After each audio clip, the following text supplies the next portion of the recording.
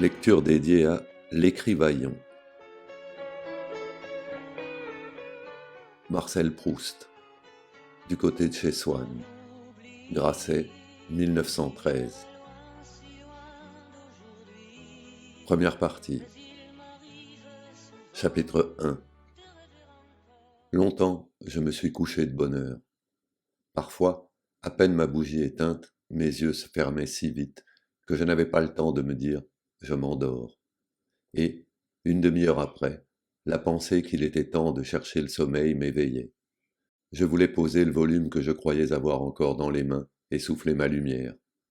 Je n'avais pas cessé, en dormant, de faire des réflexions sur ce que je venais de lire, mais ces réflexions avaient pris un tour un peu particulier. Il me semblait que j'étais moi-même ce dont parlait l'ouvrage.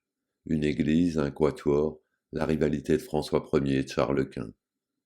Cette croyance survivait pendant quelques secondes à mon réveil. Elle ne choquait pas ma raison, mais pesait comme des écailles sur mes yeux, et les empêchait de se rendre compte que le bougeoir n'était plus allumé. Puis elle commençait à me devenir inintelligible, comme après la métempsycose les pensées d'une existence intérieure. Le sujet du livre se détachait de moi. J'étais libre de m'y appliquer ou non. Aussitôt je recouvrais la vue et j'étais bien étonné de trouver autour de moi une obscurité douce et reposante pour mes yeux, mais peut-être plus encore pour mon esprit, à qui elle apparaissait comme une chose sans cause, incompréhensible, comme une chose vraiment obscure. Je me demandais quelle heure il pouvait être. J'entendais le sifflement des trains qui, plus ou moins éloignés, comme le chant d'un oiseau dans une forêt, relevant les distances, me décrivaient l'étendue de la campagne déserte, où le voyageur se hâte vers la station prochaine. Et le petit chemin qu'il suit va être gravé dans son souvenir par l'excitation qu'il doit à des lieux nouveaux, à des actes inaccoutumés, à la causerie récente et aux adieux sous la lampe étrangère qui le suivent encore dans le silence de la nuit, à la douceur prochaine du retour. J'appuyais tendrement mes joues contre les belles joues de l'oreiller qui, pleines et fraîches, sont comme les joues de notre enfance. Je frottais une allumette pour regarder ma montre. Bientôt minuit. C'est l'instant où le malade, qui a été obligé de partir en voyage et a dû se coucher dans un hôtel inconnu, réveillé par une crise, se réjouit en apercevant sous la porte une raie de jour. Quel bonheur, c'est déjà le matin. Dans un moment, les domestiques seront levés, il pourra sonner, on viendra lui porter secours. L'espérance d'être soulagé lui donne du courage pour souffrir. Justement, il a cru entendre des pas. Les pas se rapprochent puis s'éloignent, et la raie de jour qui était sous sa porte a disparu. C'est minuit. On vient d'éteindre le gaz. Le dernier domestique est parti, et il faudra rester toute la nuit à souffrir sans remède. Je me rendormais, et parfois je n'avais plus que de courts réveils d'un instant, le temps d'entendre les craquements organiques des boiseries, d'ouvrir les yeux pour fixer le kaléidoscope de l'obscurité, de goûter, grâce à une lueur momentanée de conscience, le sommeil où étaient plongés les meubles, la chambre, le tout dont je n'étais qu'une petite partie, et à l'insensibilité duquel je retournais vite m'unir. Ou bien en dormant j'avais rejoint sans effort un âge à jamais révolu de ma vie primitive, retrouvé telle de mes terreurs enfantines, comme celle que mon oncle me tira par mes boucles et qu'avait dissipé le jour, date pour moi d'une ère nouvelle où on les avait coupées. J'avais oublié cet événement pendant mon sommeil, j'en retrouvais le souvenir aussitôt que j'avais réussi à m'éveiller pour échapper aux mains de mon grand-oncle, mais par mesure de précaution, j'entourais complètement ma tête de mon oreiller avant de retourner dans le monde des rêves. Quelquefois, comme Ève naquit d'une côte d'Adam, une femme naissait pendant mon sommeil d'une fausse position de ma cuisse. Formé du plaisir que j'étais sur le point de goûter, je m'imaginais que c'était elle qui me l'offrait. Mon corps, qui sentait dans le sien ma propre chaleur, voulait s'y rejoindre. Je m'éveillais. Le reste des humains m'apparaissait comme bien lointain auprès de cette femme que j'avais quittée, il y avait quelques moments à peine. Ma joue était chaude encore de son baiser, mon corps courbaturé par le poids de sa taille si, comme il arrivait quelquefois, elle avait les traits d'une femme que j'avais connue dans la vie, j'allais me donner tout entier à ce but, la retrouver, comme ceux qui partent en voyage pour voir de leurs yeux une cité désirée, et s'imaginent qu'on peut goûter dans une réalité le charme du songe. Peu à peu son souvenir s'évanouissait, j'avais oublié la fille de mon rêve. Un homme qui dort tient en cercle autour de lui le fil des heures, l'ordre des années et des mondes. Il les consulte d'instinct en s'éveillant et il lit en une seconde le point de la terre qu'il occupe, le temps qui s'est écoulé jusqu'à son réveil. Mais leurs rangs peuvent se mêler, se rompre. Que vers le matin, après quelque insomnie, le sommeil le prenne en train de lire dans une posture trop différente de celle où il dort habituellement, il suffit de son bras soulevé pour arrêter et faire reculer le soleil, et à la première minute de son réveil, il ne saura plus l'heure, il estimera qu'il vient à peine de se coucher. Que s'il s'assoupit dans une position encore plus déplacée et divergente, par exemple après dîner assis dans un fauteuil, alors le bouleversement sera complet dans les mondes désorbités. Le fauteuil magique le fera voyager à toute vitesse dans le temps et dans l'espace. Et au moment d'ouvrir les paupières, il se croira couché quelques mois plus tôt dans une autre contrée. Mais il suffisait que, dans mon lit même, mon sommeil fût profond et détendit entièrement mon esprit. Alors celui-ci lâchait le plan du lieu où je m'étais endormi. Et quand je m'éveillais au milieu de la nuit, comme j'ignorais où je me trouvais, je ne savais même pas au premier instant qui j'étais. J'avais seulement dans sa simplicité première le sentiment de l'existence comme il peut frémir au fond d'un animal. J'étais plus dénué que l'homme des cavernes, mais alors le souvenir non encore du lieu où j'étais, mais de quelques-uns de ceux que j'avais habités et où j'aurais pu être, venait à moi comme un secours d'en haut pour me tirer du néant d'où je n'avais pu sortir tout seul. Je passais en une seconde par-dessus des siècles de civilisation, et l'image confusément entrevue de lampes à pétrole, puis de chemises à col rabattu, recomposait peu à peu les traits originaux de mon moi. Peut-être l'immobilité des choses autour de nous leur est-elle imposée par notre certitude que ce sont elles et non pas d'autres, par l'immobilité de notre pensée en face d'elles. Toujours est-il que, quand je me réveillais ainsi, mon esprit s'agitant pour chercher, sans y réussir, à savoir où j'étais, tout tournait autour de moi dans l'obscurité, les choses, les pays, les années. Mon corps, trop engourdi pour remuer, cherchait, d'après la forme de sa fatigue, à repérer la position de ses membres, pour en induire la direction du mur, la place des meubles, pour reconstruire et pour nommer la demeure où il se trouvait. Sa mémoire, la mémoire de ses côtes, de ses genoux, de ses épaules, lui présentait successivement plusieurs des chambres où il avait dormi, tandis qu'autour de lui les murs invisibles, changeant de place selon la forme de la pièce imaginée, tourbillonnaient dans les ténèbres. Et avant même que ma pensée, qui hésitait au seuil des temps et des formes, eût identifié le logis en rapprochant les circonstances, lui, mon corps, se rappelait pour chacun le genre du lit, la place des portes, la prise de jour des fenêtres, l'existence d'un couloir avec la pensée que j'avais en m'y endormant et que je retrouvais au réveil. Mon côté ankylosé, cherchant à deviner son orientation, s'imaginait par exemple allongé face au mur dans un grand lit à baldaquin, et aussitôt je me disais, tiens, j'ai fini par m'endormir quoique maman ne soit pas venue me dire bonsoir. J'étais à la campagne chez mon grand-père, mort depuis bien des années, et mon corps, le côté sur lequel je reposais, gardien fidèle d'un passé que mon esprit n'aurait jamais dû oublier, me rappelait la flamme de la veilleuse de verre de Bohême, en forme d'urne, suspendue au plafond par des chaînettes, la cheminée en marbre de Sienne dans ma chambre à coucher de Combray, chez mes grands-parents, en des jours lointains qu'en ce moment je me figurais actuels, semblent les représenter exactement, et que je verrai mieux tout à l'heure quand je serai tout à fait éveillé. Puis renaissait le souvenir d'une nouvelle attitude. Le mur filait dans une autre direction. J'étais dans ma chambre chez madame de Saint-Loup, à la campagne. Mon Dieu, il est au moins 10 heures, on doit avoir fini de dîner. J'aurais trop prolongé la sieste que je fais tous les soirs en rentrant de ma promenade avec madame de Saint-Loup avant d'endosser mon habit. Car bien des années ont passé depuis Combray où, dans nos retours les plus tardifs, c'étaient les reflets rouges du couchant que je voyais sur le vitrage de ma fenêtre. C'est un autre genre de vie qu'on mène à Tansonville, chez madame de Saint-Loup. Un autre genre de plaisir que je trouve à ne sortir qu'à la nuit, à suivre au clair de lune ces chemins où je jouais jadis au soleil.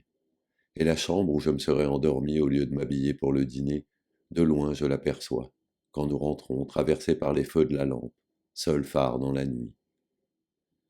Ces évocations tournoyantes et confuses ne duraient jamais que quelques secondes. Souvent, ma brève incertitude du lieu où je me trouvais ne distinguait pas mieux les unes des autres les diverses suppositions dont elle était faite, que nous n'isolons en voyant un cheval courir les positions successives que nous montre le kinétoscope. Mais j'avais revu tantôt l'une, tantôt l'autre, des chambres que j'avais habitées dans ma vie, et je finissais par me les rappeler toutes dans les longues rêveries qui suivaient mon réveil. Chambre d'hiver où quand on est couché, on se blottit la tête dans un nid, qu'on se tresse avec les choses les plus disparates, un coin de l'oreiller, le haut des couvertures, un bout de châle, le bord du lit, et un numéro des débats roses qu'on finit par cimenter ensemble selon la technique des oiseaux, en s'y appuyant indéfiniment. Ou, par un temps glacial, le plaisir qu'on goûte est de se sentir séparé du dehors, comme l'hirondelle de mer qui a son nid au fond d'un souterrain dans la chaleur de la terre, et où, le feu étant entretenu toute la nuit dans la cheminée, on dort dans un grand manteau d'air chaud et fumeux, traversé des lueurs des tisons, qui se rallument, sorte d'impalpables alcôves, de chaudes cavernes creusées au sein de la chambre même, zone ardente et mobile en ses contours thermiques, aérée de souffles qui nous rafraîchissent la figure et viennent des angles, des parties voisines de la fenêtre ou éloignées du foyer, et qui se sont refroidies. Chambre d'été où l'on aime être uni à la nuit tiède, où le clair de lune appuyé aux volets entr'ouverts jette jusqu'au pied du lit son échelle enchantée, où on dort presque en plein air, comme la mésange balancée par la brise à la pointe d'un rayon. Parfois la chambre Louis XVI, si gaie que même le premier soir je n'y avais pas été trop malheureux, et où les colonnettes qui soutenaient légèrement le plafond s'écartaient avec tant de grâce pour montrer et réserver la place du lit. Parfois au contraire celle, petite et si élevée de plafond, creusée en forme de pyramide dans la hauteur de 2 étages et partiellement revêtue d'acajou, où dès la première seconde, j'avais été intoxiqué moralement par l'odeur inconnue du vétiver, convaincu de l'hostilité des rideaux violets et de l'insolente indifférence de la pendule, qui jacassait tout haut, comme si je n'eusse pas été là. Où une étrange et impitoyable glace à pieds quadrangulaires, barrant obliquement un des angles de la pièce, se creusait à vif, dans la douce plénitude de mon champ visuel accoutumé, un emplacement qui n'était pas prévu. Où ma pensée, s'efforçant pendant des heures de se disloquer, de s'étirer en hauteur pour prendre exactement la forme de la chambre et arriver à remplir jusqu'en haut son gigantesque entonnoir, avait souffert bien de dures nuits, tandis que j'étais étendu dans mon lit, les yeux levés, l'oreille anxieuse, la narine rétive, le cœur battant, jusqu'à ce que l'habitude eût changé la couleur des rideaux, fait taire la pendule, enseigné la pitié à la glace oblique et cruelle, dissimulé sinon chassé complètement l'odeur du vétiver et notablement diminué la hauteur apparente du plafond. L'habitude, aménageuse habile mais bien lente, et qui commence par laisser souffrir notre esprit pendant des semaines dans une installation provisoire, mais que malgré tout il est bien heureux de trouver, car sans l'habitude et réduit à ses seuls moyens, il serait impuissant à nous rendre un logis habitable. Certes, j'étais bien éveillé maintenant. Mon corps avait viré une dernière fois, et le bon ange de la certitude avait tout arrêté autour de moi, m'avait couché sous mes couvertures, dans ma chambre, et avait mis approximativement à leur place dans l'obscurité ma commode, mon bureau, ma cheminée, la fenêtre sur la rue et les 2 portes. Mais j'avais beau savoir que je n'étais pas dans les demeures dont l'ignorance du réveil m'avait en un instant, sinon présenté l'image distincte, du moins fait croire à la présence possible, le branle était donné à ma mémoire. Généralement, je ne cherchais pas à me rendormir tout de suite. Je passais la plus grande partie de la nuit à me rappeler notre vie d'autrefois, à Combray, chez ma grand-tante, à Balbec, à Paris, à Doncières, à Venise, ailleurs encore, à me rappeler les lieux, les personnes que j'y avais connues, ce que j'avais vu d'elles, ce qu'on m'en avait raconté. À Combray, tous les jours, dès la fin de l'après-midi, longtemps avant le moment où il faudrait me mettre au lit et rester, sans dormir, loin de ma mère et de ma grand-mère, ma chambre à coucher redevenait le point fixe et douloureux de mes préoccupations. On avait bien inventé, pour me distraire les soirs où on me trouvait l'air trop malheureux, de me donner une lanterne magique dont, en attendant l'heure du dîner, on coiffait ma lampe, et, à l'instar des premiers architectes et maîtres verriers de l'âge gothique, elle substituait à l'opacité des murs d'impalpables irisations, de surnaturelles apparitions multicolores, où des légendes étaient dépeintes comme dans un vitrail vacillant et momentané. Mais ma tristesse n'en était qu'accrue, parce que rien que le changement d'éclairage détruisait l'habitude que j'avais de ma chambre et, grâce à quoi, sauf le supplice du coucher, elle m'était devenue supportable. Maintenant je ne la reconnaissais plus et j'y étais inquiet, comme dans une chambre d'hôtel ou de chalet, où je fusse arrivé pour la première fois en descendant de chemin de fer. Au pas saccadé de son cheval, Golo, plein d'un affreux dessein, sortait de la petite forêt triangulaire qui veloutait d'un vert sombre la pente d'une colline, et s'avançait en tressautant vers le château de la pauvre Geneviève de Brabant. Ce château était coupé selon une ligne courbe qui n'était autre que la limite d'un des ovales de verre ménagés dans le châssis qu'on glissait entre les coulisses de la lanterne. Ce n'était qu'un pan de château, et il avait devant lui une lande où rêvait Geneviève, qui portait une ceinture bleue.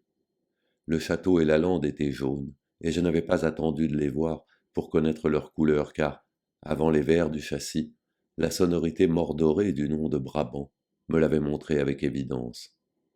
Golo s'arrêtait un instant pour écouter avec tristesse le boniment lu à haute voix par ma grand-tante, et qu'il avait l'air de comprendre parfaitement, conformant son attitude avec une docilité qui n'excluait pas une certaine majesté aux indications du texte. Puis il s'éloignait du même pas saccadé, et rien ne pouvait arrêter sa lente chevauchée. Si on bougeait la lanterne, je distinguais le cheval de Golo qui continuait à s'avancer sur les rideaux de la fenêtre, se bombant de leurs plis, descendant dans leurs fentes. Le corps de Golo lui-même, d'une essence aussi surnaturelle que celui de sa monture, s'arrangeait de tout obstacle matériel, de tout objet gênant qu'il rencontrait, en le prenant comme ossature et en se le rendant intérieur, fût-ce le bouton de la porte sur lequel s'adaptait aussitôt et surnageait invinciblement sa robe rouge ou sa figure pâle, toujours aussi noble et aussi mélancolique, mais qui ne laissait paraître aucun trouble de cette transvertébration. Certes, je leur trouvais du charme à ces brillantes projections qui semblaient émaner d'un passé mérovingien et promener autour de moi des reflets d'histoire si anciens. Mais je ne peux dire quel malaise me causait pourtant cette intrusion du mystère et de la beauté dans une chambre que j'avais fini par remplir de mon moi, au point de ne pas faire plus attention à elle qu'à lui-même. L'influence anesthésiante de l'habitude ayant cessé, je me mettais à penser, à sentir, chose si triste. Ce bouton de la porte de ma chambre, qui différait pour moi de tous les autres boutons de porte du monde, en ceci qu'il semblait ouvrir tout seul, sans que j'eusse besoin de le tourner, tant le maniement m'en était devenu inconscient. Le voilà qui servait maintenant de corps astral à Golo.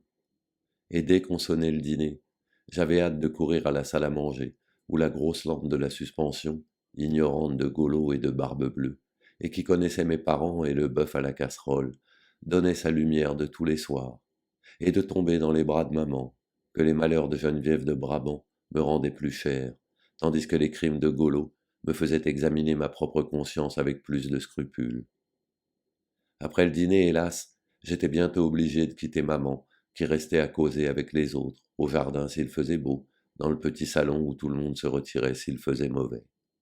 Tout le monde, sauf ma grand-mère, qui trouvait que c'est une pitié de rester enfermée à la campagne, et qui avait d'incessantes discussions avec mon père, les jours de trop grande pluie, parce qu'il m'envoyait lire dans ma chambre au lieu de rester dehors.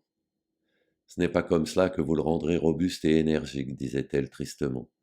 Surtout ce petit qui a tant besoin de prendre des forces et de la volonté. Mon père haussait les épaules et il examinait le baromètre, car il aimait la météorologie, pendant que ma mère, évitant de faire du bruit pour ne pas le troubler, le regardait avec un respect attendri, mais pas trop fixement, pour ne pas chercher à percer le mystère de ses supériorités. Mais ma grand-mère, elle, par tous les temps, même quand la pluie faisait rage, et que Françoise avait précipitamment rentré les précieux fauteuils d'osier, de peur qu'ils ne fussent mouillés, on la voyait dans le jardin vide et fouetté par l'averse, relevant ses mèches désordonnées et grises, pour que son front s'imbibât mieux de la salubrité du vent et de la pluie. Elle disait « Enfin, on respire !» et parcourait les allées détrempées, trop symétriquement alignées à son gré par le nouveau jardinier dépourvu du sentiment de la nature et auquel mon père avait demandé depuis le matin si le temps s'arrangerait, de son petit pas enthousiaste et saccadé, réglé sur les mouvements divers qu'excitait dans son âme l'ivresse de l'orage, la puissance de l'hygiène, la stupidité de mon éducation et la symétrie des jardins, plutôt que sur le désir inconnu d'elle d'éviter à sa jupe prune les taches de boue sous lesquelles elle disparaissait jusqu'à une hauteur qui était toujours pour sa femme de chambre un désespoir et un problème. Quand ces tours de jardin de ma grand-mère avaient lieu après dîner, une chose avait le pouvoir de la faire rentrer. C'était, à un des moments où la révolution de sa promenade la ramenait périodiquement, comme un insecte, en face des lumières du petit salon où les liqueurs étaient servies sur la table à jeu, si ma grand-tante lui criait Bathilde, viens donc empêcher ton mari de boire du cognac. Pour la taquiner, en effet, elle avait apporté dans la famille de mon père un esprit si différent que tout le monde la plaisantait et la tourmentait. Comme les liqueurs étaient défendues à mon grand-père, ma grand-tante lui en faisait boire quelques gouttes. Ma pauvre grand-mère entrait, priait ardemment son mari de ne pas goûter au cognac. Il se fichait, buvait tout de même sa gorgée, et ma grand-mère repartait, triste, découragée, souriante pourtant, car elle était si humble de cœur et si douce que sa tendresse pour les autres et le peu de cas qu'elle faisait de sa propre personne et de ses souffrances se conciliaient dans son regard, en un sourire où, contrairement à ce qu'on voit dans le visage de beaucoup d'humains, il n'y avait d'ironie que pour elle-même, et pour nous tous, comme un baiser de ses yeux, qui ne pouvaient voir ceux qu'elle chérissait, sans les caresser passionnément du regard. Ce supplice que lui infligeait ma grand-tante, le spectacle des vaines prières de ma grand-mère et de sa faiblesse, vaincue d'avance, essayant inutilement d'ôter à mon grand-père le verre à liqueur, c'était de ces choses à la vue desquelles on s'habitue plus tard, jusqu'à les considérer en riant, et à prendre le parti du persécuteur assez résolument et gaiement, pour se persuader à soi-même qu'il ne s'agit pas de persécution. Elle me causait alors une telle horreur que j'aurais aimé battre ma grand-mère. Mais dès que j'entendais Bathilde, viens donc empêcher ton mari de boire du cognac, déjà homme par la lâcheté, je faisais ce que nous faisons tous, une fois que nous sommes grands, quand il y a devant nous des souffrances et des injustices. Je ne voulais pas les voir. Je montais sangloté tout en haut de la maison, à côté de la salle d'études, sous les toits, dans une petite pièce sentant l'iris, et que parfumait aussi un cassis sauvage poussé au dehors, entre les pierres de la muraille, et qui passait une branche de fleurs par la fenêtre entr'ouverte. Destinée à un usage plus spécial et plus vulgaire, cette pièce, d'où l'on voyait pendant le jour jusqu'au donjon de Roussainville-le-Pin, servit longtemps de refuge pour moi, sans doute parce qu'elle était la seule qu'il me fut permis de fermer à clé, à toutes celles de mes occupations qui réclamaient une inviolable solitude, la lecture, la rêverie, les larmes et la volupté. Hélas, je ne savais pas que, bien plus tristement que les petits écarts de régime de son mari, mon manque de volonté, ma santé délicate, l'incertitude qu'il projetait sur mon avenir, préoccupaient ma grand-mère au cours de ces déambulations incessantes de l'après-midi et du soir, où on voyait passer et repasser, obliquement levé vers le ciel, son beau visage aux joues brunes et sillonnées, devenu au retour de l'âge presque mauve, comme les labours à l'automne, barré, si elle sortait par une voilette à demi relevée, et sur lesquelles, amenée là par le froid ou quelque triste pensée, était toujours en train de sécher un pleur involontaire. Ma seule consolation, quand je montais me coucher, était que maman viendrait m'embrasser quand je serais dans mon lit. Mais ce bonsoir durait si peu de temps, elle redescendait si vite, que le moment où je l'entendais monter, puis où passait dans le couloir à double porte le bruit léger de sa robe de jardin en mousseline bleue, à laquelle pendaient de petits cordons de paille, tressés, était pour moi un moment douloureux. Il annonçait celui qui allait le suivre, où elle m'aurait quitté, où elle serait redescendue. De sorte que ce bonsoir que j'aimais tant, j'en arrivais à souhaiter qu'il vînt le plus tard possible, à ce que se prolongeât le temps de répit où maman n'était pas encore venue. Quelquefois, quand, après m'avoir embrassé, elle ouvrait la porte pour partir, je voulais la rappeler, lui dire Embrasse-moi une fois encore. Mais je savais qu'aussitôt elle aurait son visage fiché, car la concession qu'elle faisait à ma tristesse et à mon agitation, en montant m'embrasser, en m'apportant ce baiser de paix, agaçait mon père qui trouvait ces rites absurdes, et elle eût voulu tâcher de m'en faire perdre le besoin, l'habitude, bien loin de me laisser prendre celle de lui demander, quand elle était déjà sur le pas de la porte, un baiser de plus. Or la voix fichée détruisait tout le calme qu'elle m'avait apporté un instant avant, quand elle avait penché vers mon lit sa figure aimante, et me l'avait tendue comme une hostie pour une communion de paix, où mes lèvres puiseraient sa présence réelle et le pouvoir de m'endormir. Mais ces soirs-là, où maman en somme restait si peu de temps dans ma chambre, étaient doux encore, en comparaison de ceux où il y avait du monde à dîner et où, à cause de cela, elle ne montait pas me dire bonsoir. Le monde se bornait habituellement à M. Swann, qui, en dehors de quelques étrangers de passage, était à peu près la seule personne qui vint chez nous à Combray, quelquefois pour dîner en voisin, plus rarement depuis qu'il avait fait ce mauvais mariage, parce que mes parents ne voulaient pas recevoir sa femme, quelquefois après le dîner à l'improviste. Les soirs où, assis devant la maison sous le grand marronnier, autour de la table de fer, nous entendions au bout du jardin, non pas le grelot profus et criard qui arrosait, qui étourdissait au passage de son bruit ferrugineux, intarissable et glacé, toute personne de la maison qu'il déclenchait en entrant sans sonner, mais le double tintement timide, ovale et doré de la clochette pour les étrangers. Tout le monde aussitôt se demandait: une visite? Qui cela peut-il être? Mais on savait bien que cela ne pouvait être que M. Swann, ma grand-tante parlant à haute voix, pour prêcher d'exemple, sur un ton qu'elle s'efforçait de rendre naturel, disait de ne pas chuchoter ainsi, que rien n'est plus désobligeant pour une personne qui arrive et à qui cela fait croire qu'on est en train de dire des choses qu'elle ne doit pas entendre. Et on envoyait en éclaireur ma grand-mère, toujours heureuse d'avoir un prétexte pour faire un tour de jardin de plus, et qui en profitait pour arracher subrepticement au passage quelques tuteurs de rosiers, afin de rendre aux roses un peu de naturel, comme une mère qui, pour les faire bouffer, passe la main dans les cheveux de son fils que le coiffeur a trop aplatis. Nous restions tous suspendus aux nouvelles que ma grand-mère allait nous apporter de l'ennemi, comme si on eût pu hésiter entre un grand nombre possible d'assaillants. Et bientôt après, mon grand-père disait: Je reconnais la voix de Swann. On ne le reconnaissait en effet qu'à la voix. On distinguait mal son visage au nez busqué, aux yeux verts, sous un haut front entouré de cheveux blonds presque roux, coiffés à la Bressan, parce que nous gardions le moins de lumière possible au jardin pour ne pas attirer les moustiques, et j'allais, sans en avoir l'air, dire qu'on apporta les sirops. Ma grand-mère attachait beaucoup d'importance, trouvant cela plus aimable à ce qu'ils n'eussent pas l'air de figurer d'une façon exceptionnelle, et pour les visites seulement.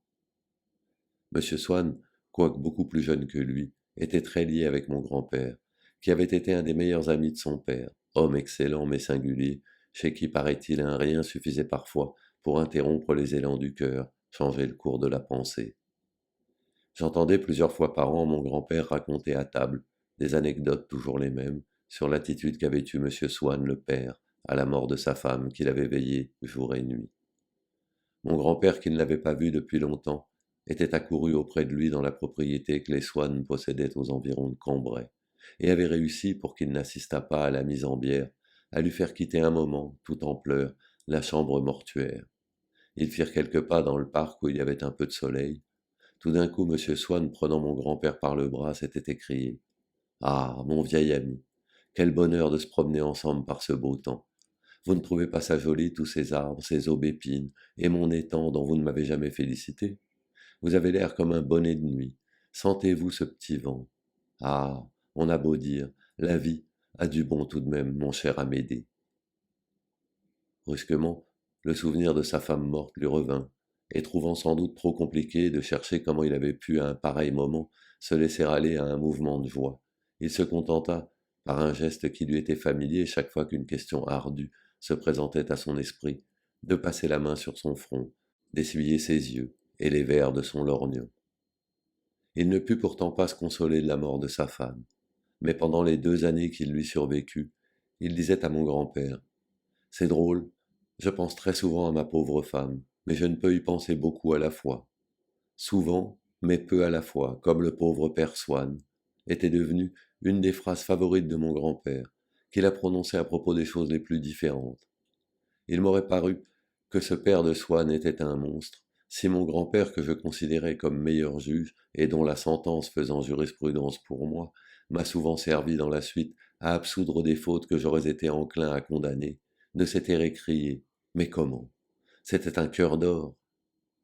Pendant bien des années, où pourtant, surtout avant son mariage, M. Swann, le fils, vint souvent les voir à Combray, ma grand-tante et mes grands-parents ne soupçonnèrent pas qu'il ne vivait plus du tout dans la société qu'avait fréquentée sa famille, et que sous l'espèce d'incognito que lui faisait chez nous ce nom de Swann, ils hébergeaient, avec la parfaite innocence d'honnêtes hôteliers qui ont chez eux sans le savoir un célèbre brigand, un des membres les plus élégants du Jockey-Club, ami préféré du comte de Paris et du prince de Galles, un des hommes les plus choyés de la haute société du faubourg Saint-Germain. L'ignorance où nous étions de cette brillante vie mondaine que menait Swann tenait évidemment en partie à la réserve et à la discrétion de son caractère, mais aussi à ce que les bourgeois d'alors se faisaient de la société une idée un peu hindoue, et la considéraient comme composée de castes fermées, où chacun, dès sa naissance, se trouvait placé dans le rang qu'occupaient ses parents, et d'où rien, à moins des hasards d'une carrière exceptionnelle ou d'un mariage inespéré, ne pouvait vous tirer pour vous faire pénétrer dans une caste supérieure. Monsieur Swann, le père, était agent de change. Le fils Swann se trouvait faire partie pour toute sa vie d'une caste où les fortunes, comme dans une catégorie de contribuables, variaient entre tel et tel revenu. On savait donc quelles avaient été les fréquentations de son père, on savait donc quelles étaient les siennes, avec quelles personnes il était en situation de frayer. S'il en connaissait d'autres, c'étaient relations de jeune homme sur lesquelles des amis anciens de sa famille, comme étaient mes parents, fermaient d'autant plus bienveillamment les yeux qu'il continuait, depuis qu'il était orphelin, à venir très fidèlement nous voir. Mais il y avait fort à parier que ces gens inconnus de nous qu'il voyait étaient de ceux qu'il n'aurait pas osé saluer si, étant avec nous, il les avait rencontrés. Si l'on avait voulu à toute force appliquer à Swann un coefficient social qui lui fût personnel, entre autres fils d'agent de situation égale à celle de ses parents, ce coefficient eût été pour lui un peu inférieur parce que, très simple de façon et ayant toujours eu une toquade d'objets anciens et de peintures, il demeurait maintenant dans un vieil hôtel où il entassait ses collections et que ma grand-mère rêvait de visiter, mais qui était situé quai d'Orléans, quartier que ma grand-mère trouvait infamant d'habiter. Êtes-vous seulement connaisseur? Je vous demande cela dans votre intérêt, parce que vous devez vous faire repasser des croûtes par les marchands, lui disait ma grand-mère.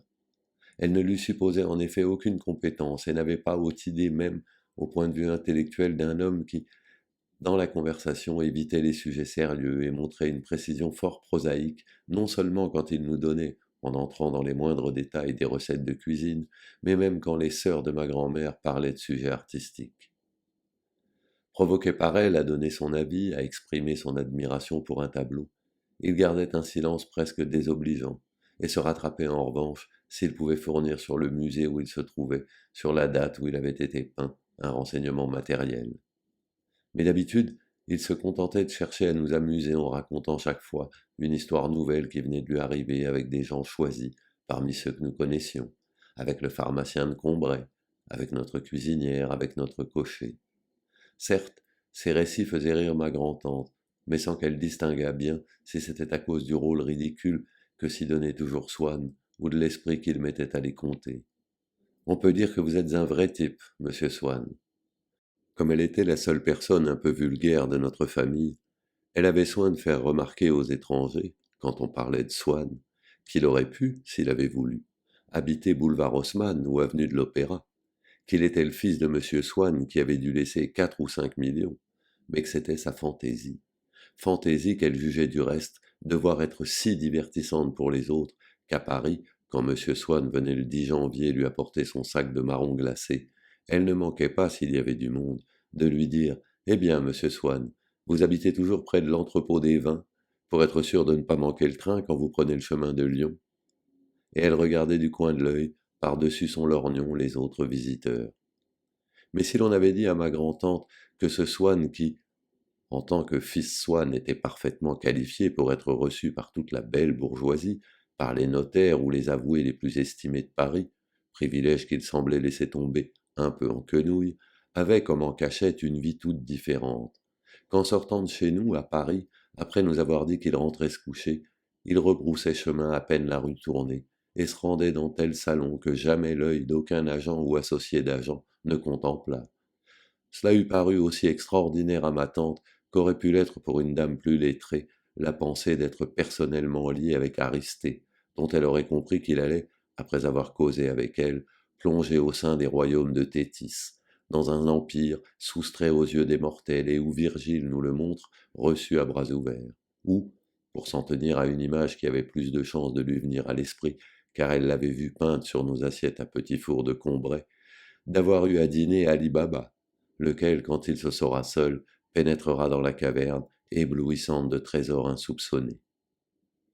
Un jour qu'il était venu nous voir à Paris après dîner en s'excusant d'être en habit, Françoise ayant, après son départ, dit tenir du cocher qu'il avait dîné chez une princesse, oui, chez une princesse du demi-monde, avait répondu ma tante, en haussant les épaules sans lever les yeux de sur son tricot, avec une ironie sereine.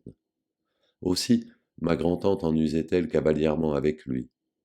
Comme elle croyait qu'il devait être flatté par nos invitations, elle trouvait tout naturel qu'il ne vînt pas nous voir l'été sans avoir à la main un panier de pêche ou de framboises de son jardin, et que de chacun de ses voyages d'Italie, il m'eût rapporté des photographies de chefs-d'œuvre. On ne se gênait guère pour l'envoyer quérir dès qu'on avait besoin d'une recette de sauce gribiche ou de salade à l'ananas pour des grands dîners où on ne l'invitait pas, ne lui trouvant pas un prestige suffisant pour qu'on pût le servir à des étrangers qui venaient pour la première fois. Si la conversation tombait sur les princes de la maison de France, des gens que nous ne connaîtrons jamais, ni vous ni moi, et nous nous en passons, n'est-ce pas, disait ma grand-tante à Swann, qui avait peut-être dans sa poche une lettre de Twickenham.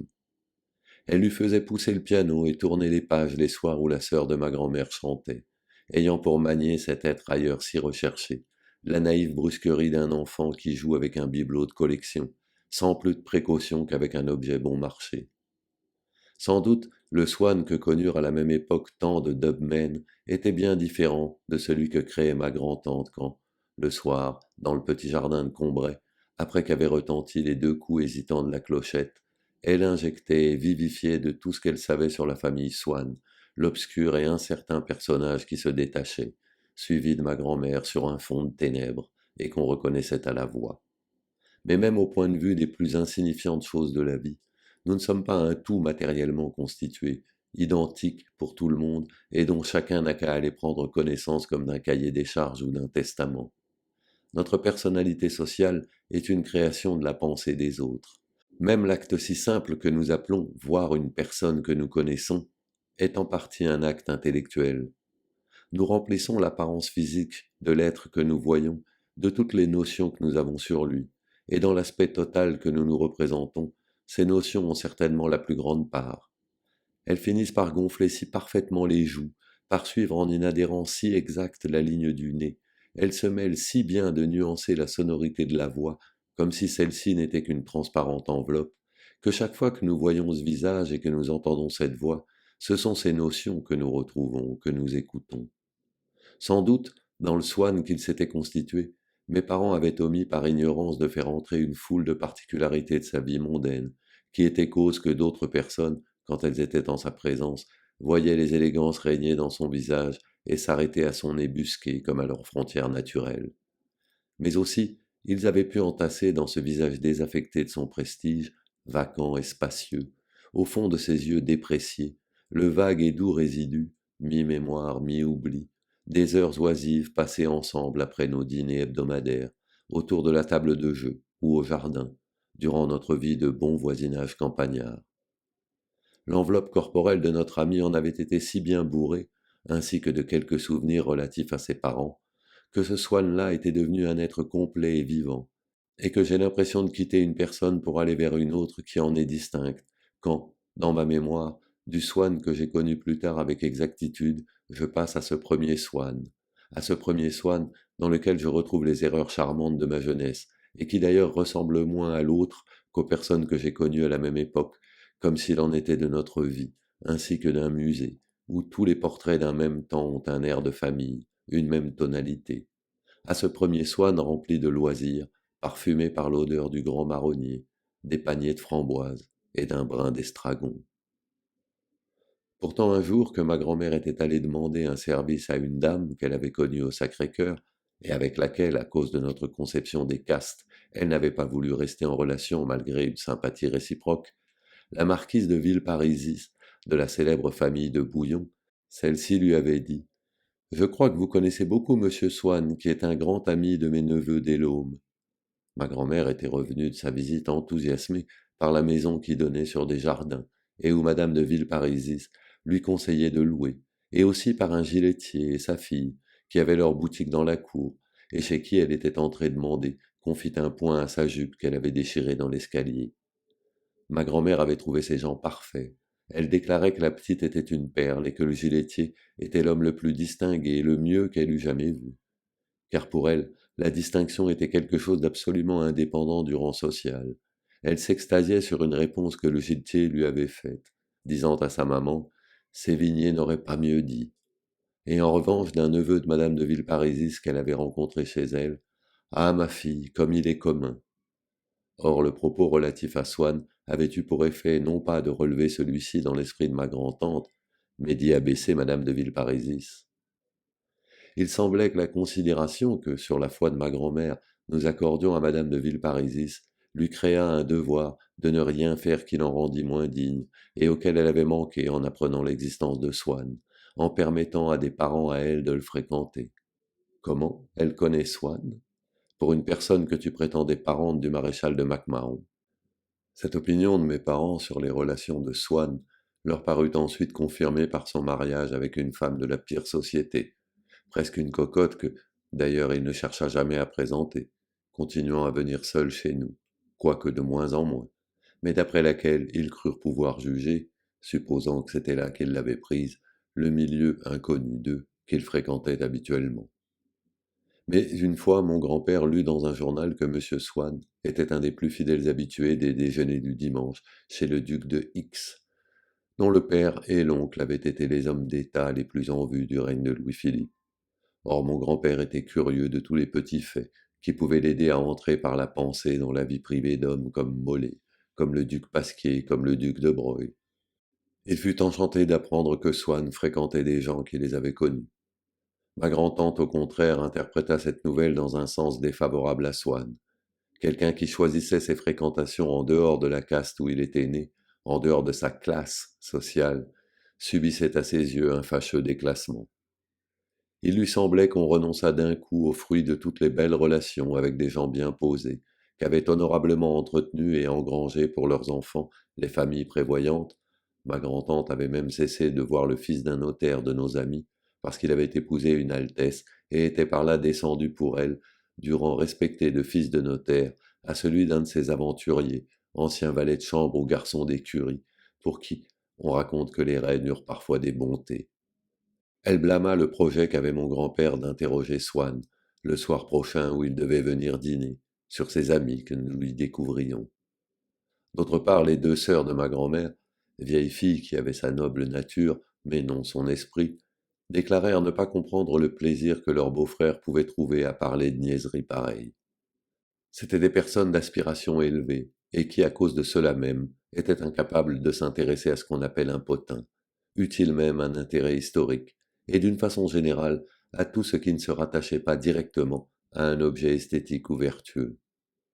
Le désintéressement de leurs pensées était tel à l'égard de tout ce qui, de près ou de loin, semblait se rattacher à la vie mondaine, que leur sens auditif, ayant fini par comprendre son inutilité momentanée dès qu'à dîner la conversation prenait un ton frivole ou seulement terre à terre, sans que ces deux vieilles demoiselles aient pu la ramener au sujet qui leur était cher, mettait alors au repos ses organes récepteurs et leur laissait subir un véritable commencement d'atrophie.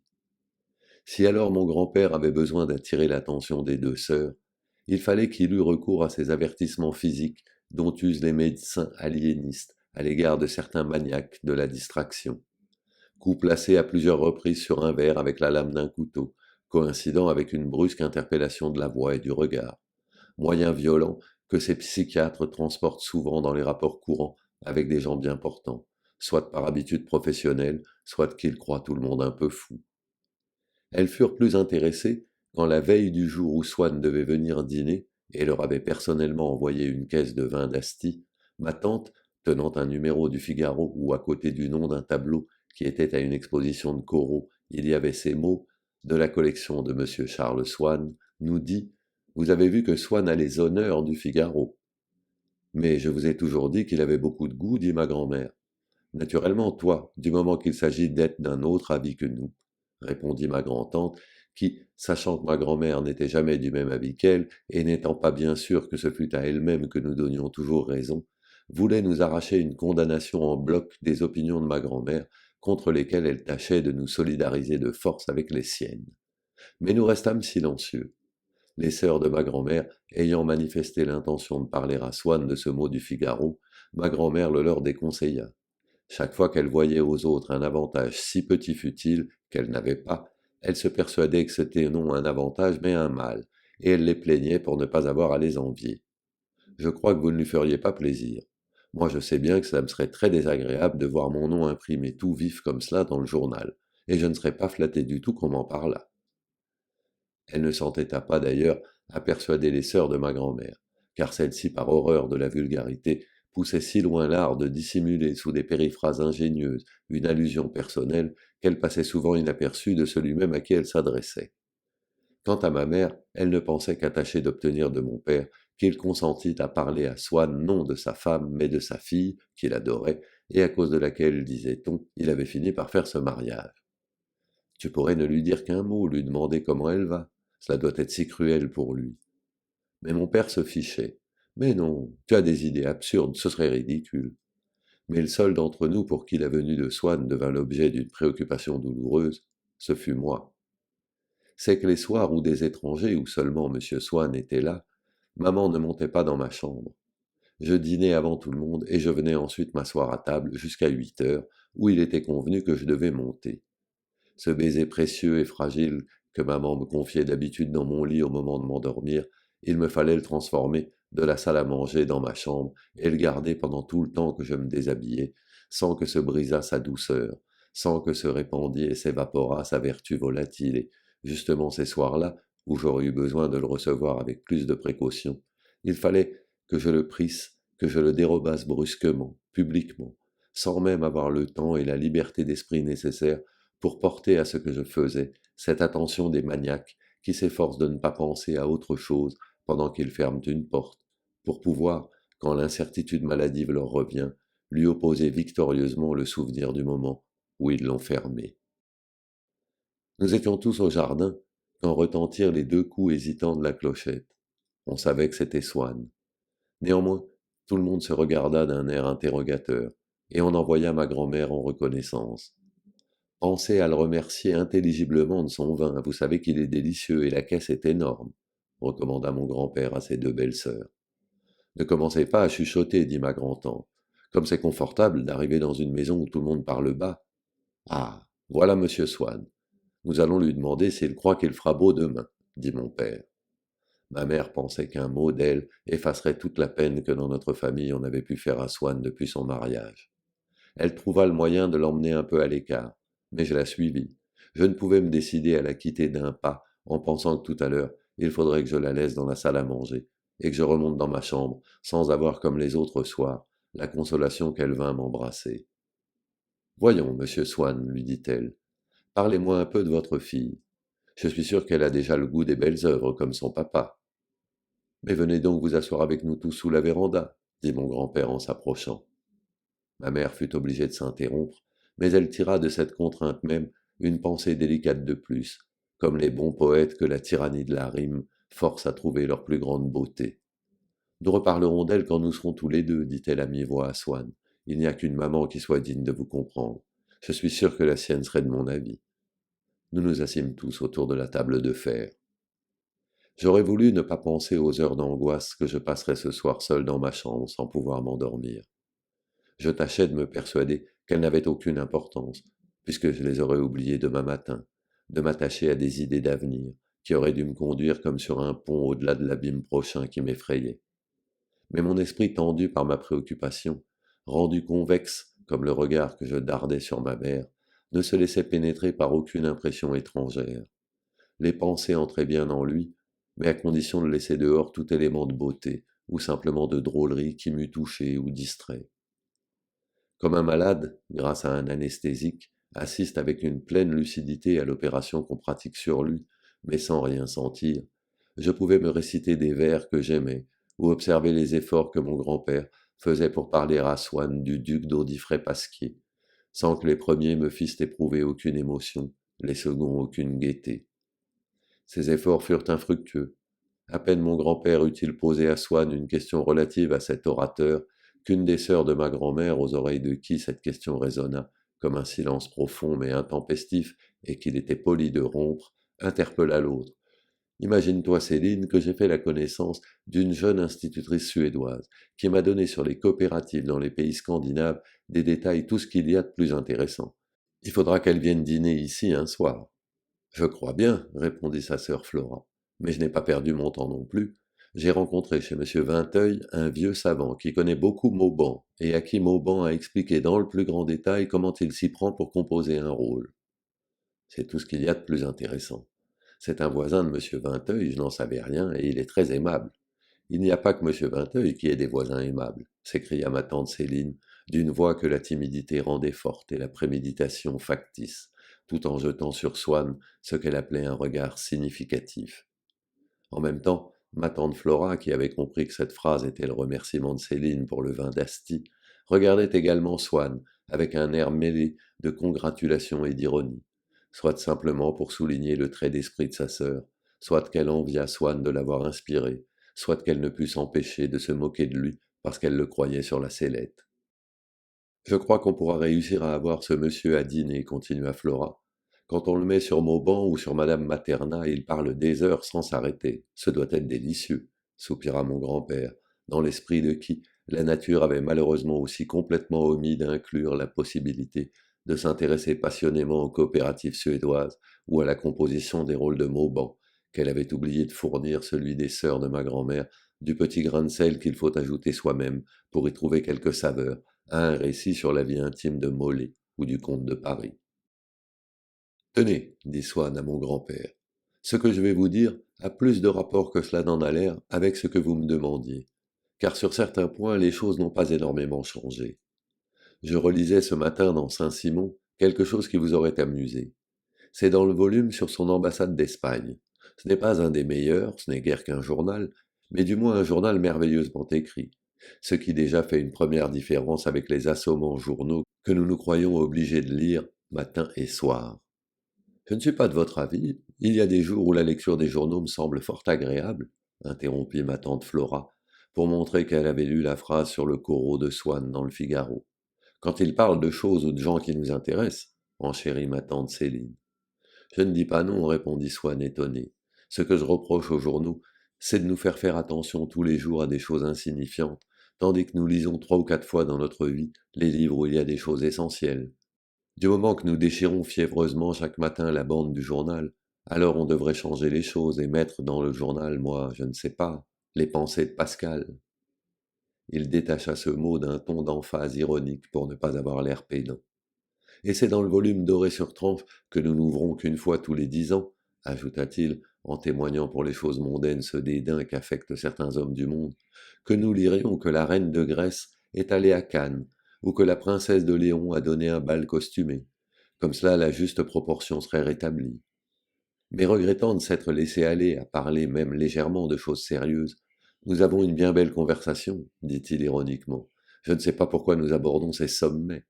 Et se tournant vers mon grand-père, donc Saint-Simon raconte que Molévrier avait eu l'audace de tendre la main à ses fils.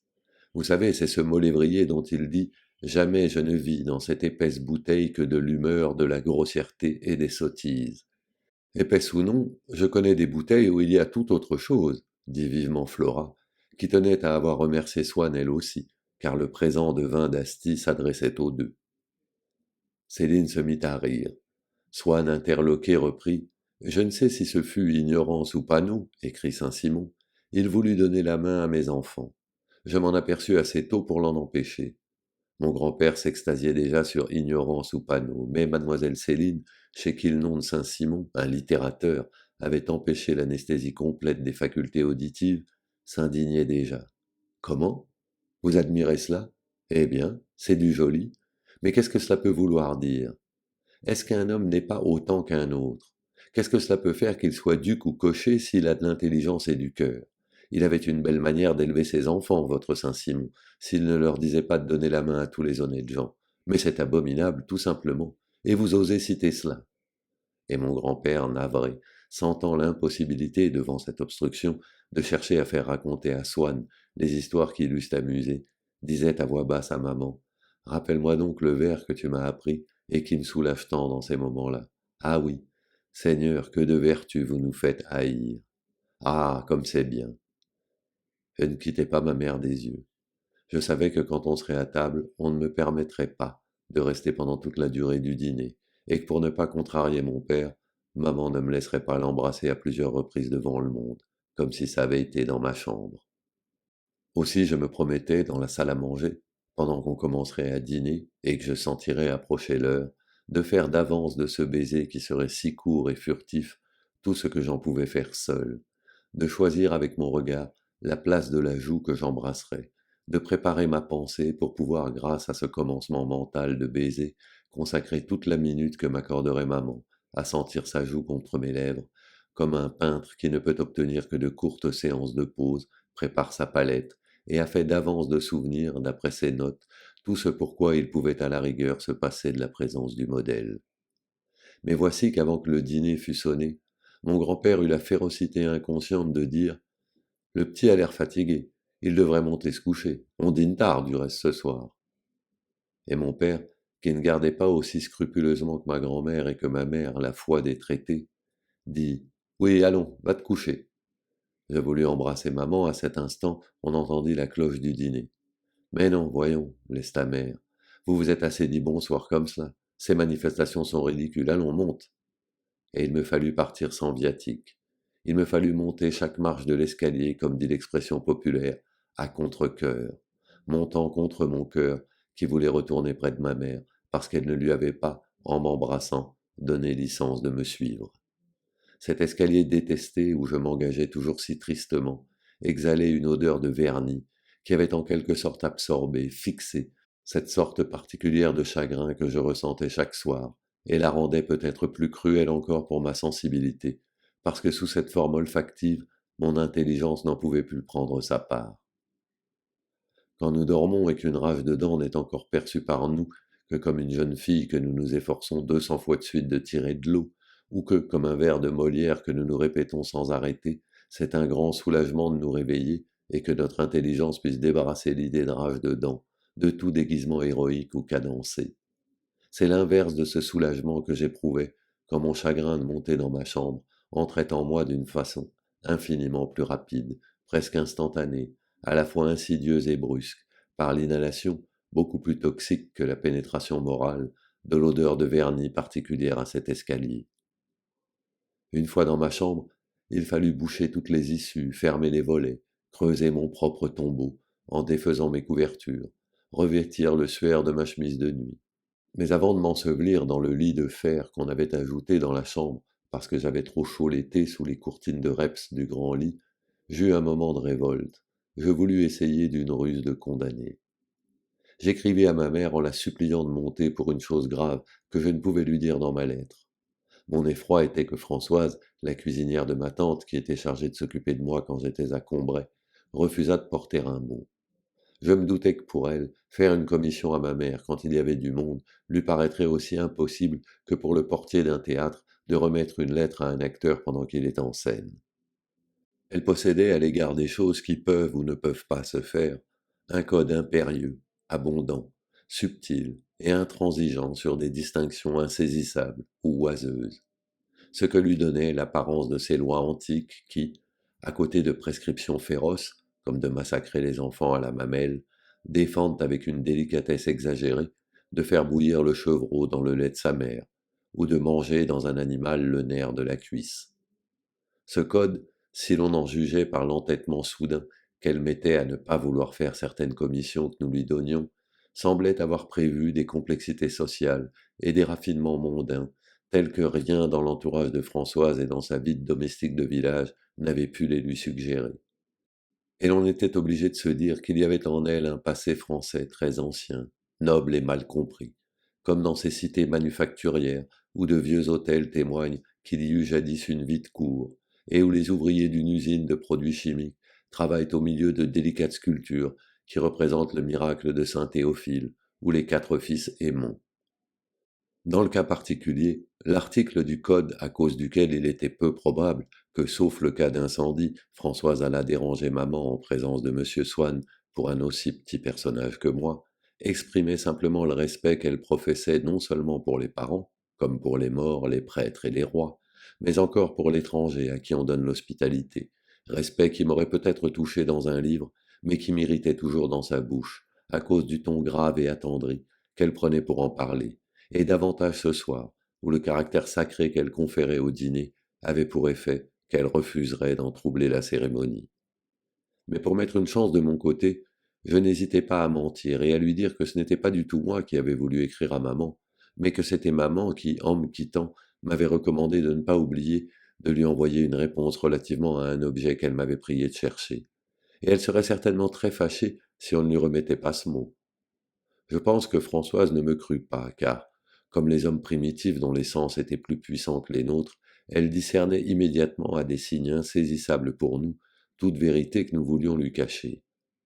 Elle regarda pendant 5 minutes l'enveloppe, comme si l'examen du papier et l'aspect de l'écriture allaient la renseigner sur la nature du contenu, ou lui apprendre à quel article de son code elle devait se référer. Puis elle sortit d'un air résigné qui semblait signifier C'est-il pas malheureux pour des parents d'avoir un enfant pareil? Elle revint au bout d'un moment me dire qu'on n'en était encore qu'à la glace, qu'il était impossible au maître d'hôtel de remettre la lettre en ce moment devant tout le monde, mais que, quand on en serait au rince-bouche, on trouverait le moyen de la faire passer à maman. Aussitôt mon anxiété tomba. Maintenant ce n'était plus comme tout à l'heure jusqu'à demain que j'avais quitté ma mère, puisque mon petit mot allait, l'affichant sans doute, et doublement parce que ce manège me rendrait ridicule aux yeux de Swann, me faire du moins entrer invisible et ravi dans la même pièce qu'elle, aller lui parler de moi à l'oreille, puisque cette salle à manger interdite, hostile, où il y avait un instant encore la glace elle-même, le granité et les rince-bouches, me semblait receler des plaisirs malfaisants et mortellement triste, parce que maman les goûtait loin de moi, s'ouvrait à moi et, comme un fruit devenu tout doux qui brise son enveloppe, allait faire jaillir, projeter jusqu'à mon cœur enivré, l'attention de maman, tandis qu'elle lirait mes lignes. Maintenant je n'étais plus séparé d'elle, les barrières étaient tombées, un fil délicieux nous réunissait. Et puis ce n'était pas tout, maman allait sans doute venir. L'angoisse que je venais d'éprouver, je pensais que Swann s'en serait bien moqué s'il avait lu ma lettre et en avait deviné le but. Or, au contraire, comme je l'ai appris plus tard, une angoisse semblable fut le tourment de longues années de sa vie, et personne, aussi bien que lui peut-être, n'aurait pu me comprendre. Lui, cette angoisse qu'il y a à sentir l'être qu'on aime dans un lieu de plaisir où l'on n'est pas, où l'on ne peut pas le rejoindre, c'est l'amour qu'il lui a fait connaître, l'amour auquel elle est en quelque sorte prédestinée, par lequel elle sera accaparée, spécialisée. Mais quand, comme pour moi, elle est entrée en nous avant qu'il ait encore fait son apparition dans notre vie, elle flotte en l'attendant, vague et libre, sans affectation déterminée, au service un jour d'un sentiment, le lendemain d'un autre, tantôt de la tendresse filiale ou de l'amitié pour un camarade. Et la joie avec laquelle je fis mon premier apprentissage, quand Françoise revint me dire que ma lettre serait remise, Swann l'avait bien connue aussi, cette joie trompeuse que nous donne quelque ami, quelques parents de la femme que nous aimons. Quand arrivant à l'hôtel ou au théâtre où elle se trouve, pour quelque bal, redoute ou première, où il va la retrouver, cet ami nous aperçoit errant dehors, attendant désespérément quelque occasion de communiquer avec elle. Il nous reconnaît, nous aborde familièrement, nous demande ce que nous faisons là. Et comme nous inventons que nous avons quelque chose d'urgent à dire à sa parente ou amie, il nous assure que rien n'est plus simple, nous fait entrer dans le vestibule et nous promet de nous l'envoyer avant 5 minutes. Que nous l'aimons, comme en ce moment j'aimais Françoise, l'intermédiaire bien intentionné qui d'un mot vient de nous rendre supportable, humaine et presque propice la fête inconcevable, infernale, au sein de laquelle nous croyons que des tourbillons ennemis, pervers et délicieux, entraînaient loin de nous, la faisant rire de nous, celle que nous aimons. Si nous en jugeons par lui, le parent qui nous a accostés, et qui est lui aussi un des initiés des cruels mystères, les autres invités de la fête ne doivent rien avoir de bien démoniaque. Ces heures inaccessibles et suppliciantes, où elle allait goûter des plaisirs inconnus, voici que par une brèche inespérée nous y pénétrons. Voici qu'un des moments dont la succession les aurait composés, un moment aussi réel que les autres, même peut-être plus important pour nous, parce que notre maîtresse y est plus mêlée, nous nous le représentons, nous le possédons, nous y intervenons, nous l'avons créé presque. Le moment où on va lui dire que nous sommes là, en bas. Et sans doute les autres moments de la fête ne devaient pas être d'une essence bien différente de celui-là, ne devaient rien avoir de plus délicieux, et qui dut tant nous faire souffrir, puisque l'ami bienveillant nous a dit Mais elle sera ravie de descendre, cela lui fera beaucoup plus de plaisir de causer avec vous que de s'ennuyer là-haut. Hélas, Swann en avait fait l'expérience, les bonnes intentions d'un tiers sont sans pouvoir sur une femme qui s'irrite de se sentir poursuivie jusque dans une fête par quelqu'un qu'elle n'aime pas. Souvent, l'ami redescend seul. Ma mère ne vint pas, et sans ménagement pour mon amour-propre, engagée à ce que la fable de la recherche dont elle était censée m'avoir prié de lui dire le résultat ne fût pas démentie, me fit dire par Françoise ces mots: il n'y a pas de réponse, que depuis j'ai si souvent entendu des concierges de palace ou des valets de pied de tripot rapporter à quelques pauvres filles qui s'étonnent. Comment? Il n'a rien dit, mais c'est impossible. Vous avez pourtant bien remis ma lettre? C'est bien, je vais attendre encore.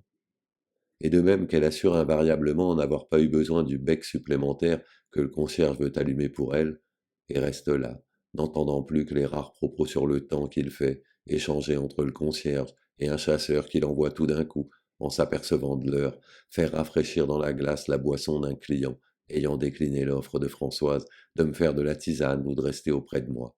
Je la laissai retourner à l'office. Je me couchai et fermai les yeux, en tâchant de ne pas entendre la voix de mes parents, qui prenaient le café au jardin. Mais au bout de quelques secondes, je sentis qu'en écrivant ce mot à maman, en m'approchant au risque de l'afficher, si près d'elle que j'avais cru toucher le moment de la revoir, je m'étais barré la possibilité de m'endormir sans l'avoir revue, et les battements de mon cœur, de minute en minute, devenaient plus douloureux, parce que j'augmentais mon agitation, en me prêchant un calme qui était l'acceptation de mon infortune. Tout à coup mon anxiété tomba. Une félicité m'envahit, comme quand un médicament puissant commence à agir et nous enlève une douleur. Je venais de prendre la résolution de ne plus essayer de m'endormir sans avoir revu maman, de l'embrasser coûte que coûte, bien que ce fût avec la certitude d'être ensuite fiché pour longtemps avec elle quand elle remonterait se coucher.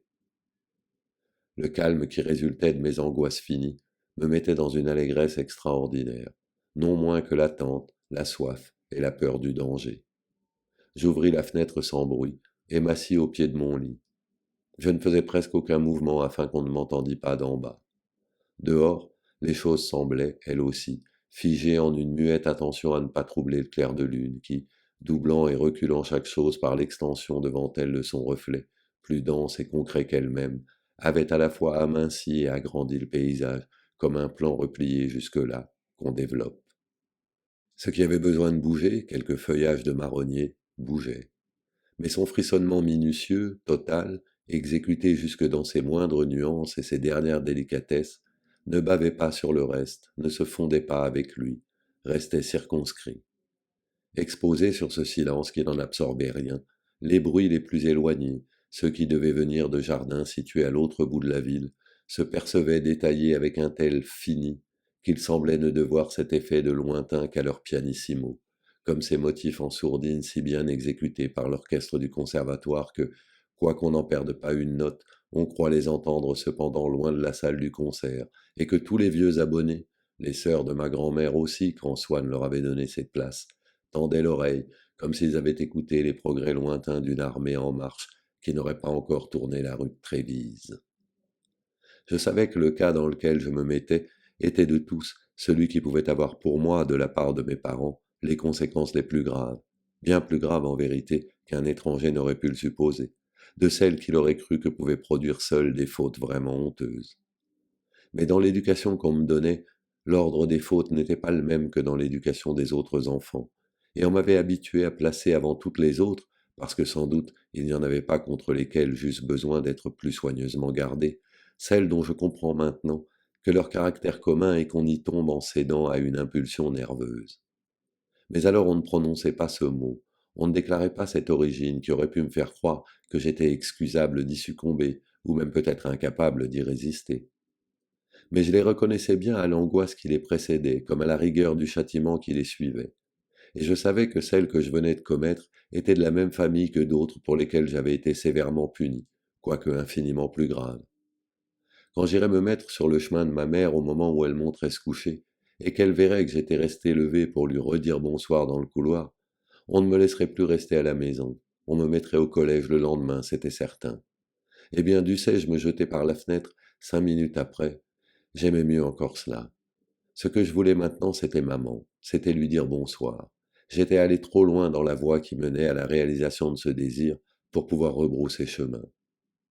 J'entendis les pas de mes parents qui accompagnaient Swann, et quand le grelot de la porte m'eut averti qu'il venait de partir, j'allai à la fenêtre. Maman demandait à mon père s'il avait trouvé la langouste bonne et si monsieur Swann avait repris de la glace au café et à la pistache. Je l'ai trouvé bien quelconque, dit ma mère. Je crois que la prochaine fois, il faudra essayer d'un autre parfum. Je ne peux pas dire comme je trouve que Swann change, dit ma grand-tante. Il est d'un vieux. Ma grand-tante avait tellement l'habitude de voir toujours en Swann un même adolescent, qu'elle s'étonnait de le trouver tout à coup moins jeune que l'âge qu'elle continuait à lui donner. Et mes parents, du reste, commençaient à lui trouver cette vieillesse anormale, excessive, honteuse et méritée des célibataires, de tous ceux pour qui il semble que le grand jour qui n'a pas de lendemain soit plus long que pour les autres, parce que pour eux il est vide, et que les moments s'y additionnent depuis le matin, sans se diviser ensuite entre des enfants. Je crois qu'il a beaucoup de soucis avec sa coquine de femme, qui vit au-dessus de tout Combray avec un certain monsieur de Charlus. C'est la fable de la ville. Ma mère fit remarquer qu'il avait pourtant l'air bien moins triste depuis quelque temps. Il fait aussi moins souvent ce geste qu'il a tout à fait comme son père de s'essuyer les yeux et de se passer la main sur le front. Mais je crois qu'au fond il n'aime plus cette femme. Mais naturellement il ne l'aime plus, répondit mon grand-père. J'ai reçu de lui il y a déjà longtemps une lettre à ce sujet, à laquelle je me suis empressé de ne pas me conformer, et qui ne laisse aucun doute sur ses sentiments ou au moins d'amour pour sa femme. Eh bien, vous voyez, vous ne l'avez pas remercié pour l'Asti, ajouta mon grand-père en se tournant vers ses deux belles-sœurs. Comment nous ne l'avons pas remercié? Je crois entre nous que je lui ai même tourné cela assez délicatement, répondit ma tante Flora. Oui, tu as très bien arrangé cela. Je t'ai admiré, dit ma tante Céline. Mais toi, tu as été très bien aussi. Oui, j'étais assez fier de ma phrase sur les voisins aimables. Comment? C'est cela que vous appelez remercier? S'écria mon grand-père. J'ai bien entendu cela, mais du diable, si j'ai cru que c'était pour Swann. Vous pouvez être sûr qu'il n'a rien compris. Mais voyons, Swann n'est pas bête. Je suis certaine qu'il a apprécié. Je ne pouvais cependant pas lui dire le nombre de bouteilles et le prix du vin. Mon père et ma mère restèrent seuls et s'assirent un instant. Puis mon père dit: Eh bien, si tu veux, nous allons monter nous coucher. Si tu veux, mon ami, bien que je n'ai pas l'ombre d'un sommeil. Ce n'est pas cette glace au café si anodine qui a pu pourtant me tenir si éveillé. Mais j'aperçois de la lumière dans l'office, et puisque la pauvre Françoise m'a attendu, je vais lui demander de dégrafer mon corsage pendant que tu vas te déshabiller. Et ma mère ouvrit la porte treillagée du vestibule qui donnait sur l'escalier. Bientôt, je l'entendis qui montait fermer sa fenêtre. J'allais sans bruit dans le couloir. Mon cœur battait si fort que j'avais de la peine à avancer, mais du moins il ne battait plus d'anxiété, mais d'épouvante et de joie. Je vis dans la cage de l'escalier la lumière projetée par la bougie de maman, puis je la vis elle-même. Je m'élançai. À la première seconde, elle me regarda avec étonnement, ne comprenant pas ce qui était arrivé. Puis sa figure prit une expression de colère. Elle ne me disait même pas un mot. Et en effet, pour bien moins que cela, on ne m'adressait plus la parole pendant plusieurs jours. Si maman m'avait dit un mot, ça aurait été admettre qu'on pouvait me reparler.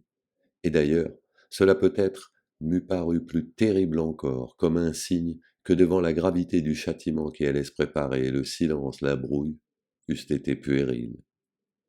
Une parole c'eût été le calme avec lequel on répond à un domestique quand on vient de décider de le renvoyer. Le baiser qu'on donne à un fils qu'on envoie s'engager, alors qu'on le lui aurait refusé si on devait se contenter d'être fiché 2 jours avec lui. Mais elle entendit mon père qui montait du cabinet de toilette où il était allé se déshabiller, et, pour éviter la scène qu'il me ferait, elle me dit d'une voix entrecoupée par la colère: sauve-toi, qu'au moins ton père ne t'ait pas vu ainsi attendant comme un fou. Mais je lui répétais: viens me dire bonsoir, terrifié en voyant que le reflet de la bougie de mon père s'élevait déjà sur le mur, mais aussi usant de son approche comme d'un moyen de chantage, et espérant que maman, pour éviter que mon père me trouvât encore là si elle continuait à refuser, allait me dire: rentre dans ta chambre, je vais venir. Il était trop tard, mon père était devant nous. Sans le vouloir, je murmurai ces mots que personne n'entendit: je suis perdu. Il n'en fut pas ainsi. Mon père me refusait constamment des permissions qui m'avaient été consenties dans les pactes plus larges octroyés par ma mère et ma grand-mère, parce qu'il ne se souciait pas des principes, et qu'il n'y avait pas avec lui de droit des gens. Pour une raison toute contingente ou même sans raison, il me supprimait au dernier moment telle promenade si habituelle, si consacrée, qu'on ne pouvait m'en priver sans parjure, ou bien, comme il l'avait encore fait ce soir, longtemps avant l'heure rituelle, il me disait: allons, monte te coucher, pas d'explication. Mais aussi parce qu'il n'avait pas de principe, dans le sens de ma grand-mère, il n'avait pas à proprement parler d'intransigeance. Il me regarda un instant d'un air étonné et triché, puis dès que maman lui eut expliqué en quelques mots embarrassés ce qui était arrivé, il lui dit: Mais va donc avec lui, puisque tu disais justement que tu n'as pas envie de dormir. Reste un peu dans sa chambre, moi je n'ai besoin de rien. Mais, mon ami, répondit timidement ma mère, que j'ai envie ou non de dormir ne change rien à la chose, on ne peut pas habituer cet enfant. Mais il ne s'agit pas d'habituer, dit mon père en haussant les épaules. Tu vois bien que ce petit a du chagrin, il a l'air désolé cet enfant. Voyons, nous ne sommes pas des bourreaux. Quand tu l'auras rendu malade, tu seras bien avancé. Puisqu'il y a 2 lits dans sa chambre, dis donc à Françoise de te préparer le grand lit et couche pour cette nuit auprès de lui. Allons, bonsoir. Moi qui ne suis pas si nerveux que vous, je vais me coucher. On ne pouvait pas remercier mon père. On l'eût agacé par ce qu'il appelait des sensibleries. Je restais sans oser faire un mouvement. Il était encore devant nous, grand, dans sa robe de nuit blanche, sous le cachemire de l'Inde violet et rose qu'il nouait autour de sa tête depuis qu'il avait des névralgies, avec le geste d'Abraham dans la gravure d'après Benozzo Gozzoli que m'avait donné M. Swann, disant à Sarah qu'elle a à se départir du côté d'Isaac. Il y a bien des années de cela. La muraille de l'escalier, où je vis monter le reflet de sa bougie, n'existe plus depuis longtemps. En moi aussi bien des choses ont été détruites, que je croyais devoir durer toujours, et de nouvelles se sont édifiées, donnant naissance à des peines et à des joies nouvelles que je n'aurais pu prévoir alors, de même que les anciennes me sont devenues difficiles à comprendre. Il y a bien longtemps aussi que mon père a cessé de pouvoir dire à maman « Va avec le petit ». La possibilité de telles heures ne renaîtra jamais pour moi. Mais depuis peu de temps, je recommence à très bien percevoir, si je prête l'oreille, les sanglots que j'eus la force de contenir devant mon père, et qui n'éclatèrent que quand je me retrouvais seul avec maman. En réalité, ils n'ont jamais cessé, et c'est seulement parce que la vie se tait maintenant davantage autour de moi que je les entends de nouveau, comme ces cloches de couvent que couvrent aussi bien les bruits de la ville pendant le jour qu'on les croirait arrêtés, mais qui se remettent à sonner dans le silence du soir. Maman passa cette nuit-là dans ma chambre. Au moment où je venais de commettre une faute telle que je m'attendais à être obligé de quitter la maison, mes parents m'accordaient plus que je n'eusse jamais obtenu d'eux comme récompense d'une belle action. Même à l'heure où elle se manifestait par cette grâce, la conduite de mon père à mon égard gardait ce quelque chose d'arbitraire et d'immérité qui le caractérisait, et qui tenait à ce que généralement elle résultait plutôt de convenances fortuites que d'un plan prémédité. Peut-être même que ce que j'appelais sa sévérité, quand il m'envoyait me coucher, méritait moins ce nom que celle de ma mère ou ma grand-mère, car sa nature plus différente en certains points de la mienne que n'était la leur, n'avait probablement pas deviné jusqu'ici combien j'étais malheureux tous les soirs, ce que ma mère et ma grand-mère savaient bien. Mais elle m'aimait assez pour ne pas consentir à m'épargner de la souffrance, elle voulait m'apprendre à la dominer, afin de diminuer ma sensibilité nerveuse et fortifier ma volonté. Pour mon père, dont l'affection pour moi était d'une autre sorte, je ne sais pas s'il aurait eu ce courage. Pour une fois où il venait de comprendre que j'avais du chagrin, il avait dit à ma mère « Va donc le consoler ». Maman resta cette nuit-là dans ma chambre et, comme pour ne gâter d'aucun remords ces heures si différentes de ce que j'avais eu le droit d'espérer, quand Françoise, comprenant qu'il se passait quelque chose d'extraordinaire, en voyant maman assise près de moi, qui me tenait la main et me laissait pleurer sans me gronder, lui demanda « Mais madame, qu'a donc monsieur à pleurer ainsi ?»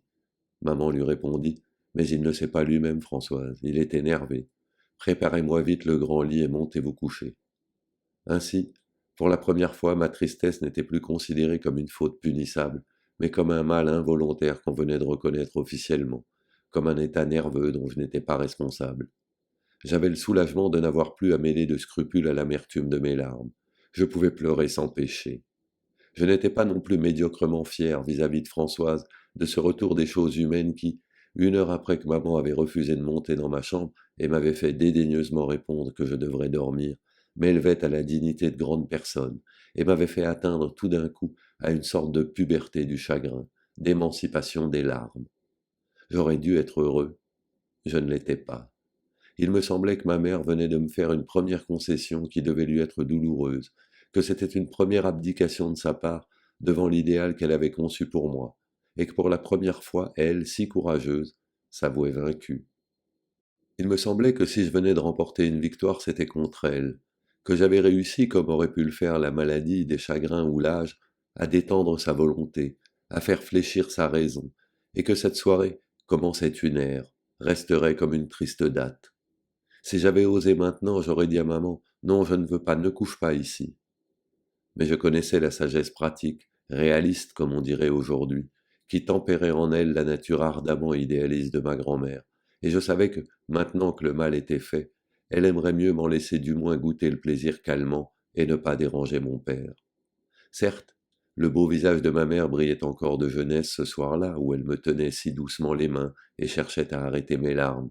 Mais justement, il me semblait que ça n'aurait pas dû être. Sa colère eût été moins triste pour moi que cette douceur nouvelle que n'avait pas connue mon enfance. Il me semblait que je venais d'une main impie et secrète de tracer dans son âme une première ride et d'y faire apparaître un premier cheveu blanc. Cette pensée redoubla mes sanglots, et alors je vis maman, qui jamais ne se laissait aller à aucun attendrissement avec moi, être tout d'un coup gagnée par le mien, et essayer de retenir une envie de pleurer. Comme elle sentit que je m'en étais aperçu, elle me dit en riant, voilà mon petit Jaunet, mon petit serein, qui va rendre sa maman aussi bêtasse que lui, pour un peu que cela continue. Voyons, puisque tu n'as pas sommeil, ni ta maman non plus, ne restons pas à nous énerver, faisons quelque chose, prenons un de tes livres. Mais je n'en avais pas là. Est-ce que tu aurais moins de plaisir si je sortais déjà les livres que ta grand-mère doit te donner pour ta fête? Pense bien, tu ne seras pas déçu de ne rien avoir après-demain. J'étais au contraire enchanté.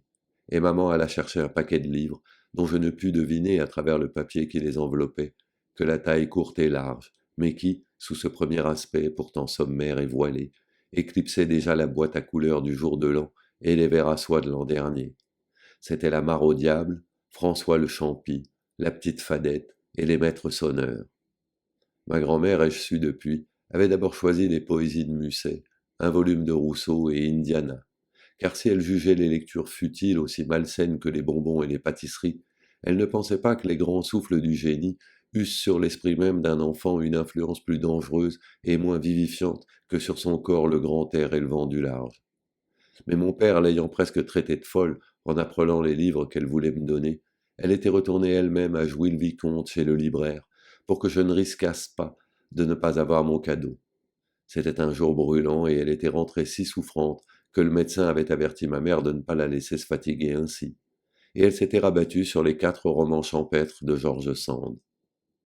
Ma fille, disait-elle à maman, je ne pourrais me décider à donner à cet enfant quelque chose de mal écrit.